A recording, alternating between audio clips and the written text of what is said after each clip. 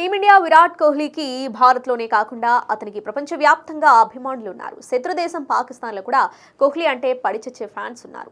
అలాంటి కోహ్లీ ఇప్పుడు రంజీలో ఆడుతున్నారు. గురువారం ప్రారంభమైన ఆఖరి లీగ్ రంజీ మ్యాచ్లో ఢిల్లీ తరపున బరిలోకి దిగాడు కోహ్లీ. 12 ఏళ్ల సుదీర్ఘ విరామం తర్వాత దేశవాళీ క్రికెట్లోకి రీ ఎంట్రీ ఇచ్చాడు.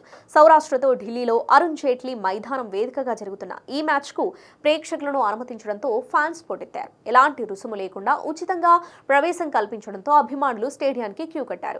కోహ్లీ పేలవ ప్రదర్శన కనబరుస్తున్నా అతనిపై అభిమానం మాత్రం ఏం తగ్గలేదని ఈ మ్యాచ్ ద్వారా నిరూపితమైంది.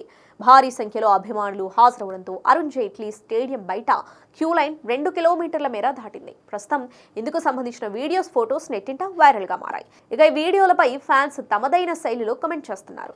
క్రేజ్ కా బాప్ కోహ్లీ అని, కోహ్లీపై అభిమానం తగ్గేదేలే అని పోస్టులు పెడుతున్నారు. మరోవైపు స్టేడియానికి వచ్చిన ఫ్యాన్స్ ఆర్సీబీ అని అరుస్తూ తమ అభిమానాన్ని చాటుకుంటున్నారు. లవ్ యూ కోహ్లీ అనే ప్లకార్డ్స్ ప్రదర్శిస్తున్నారు.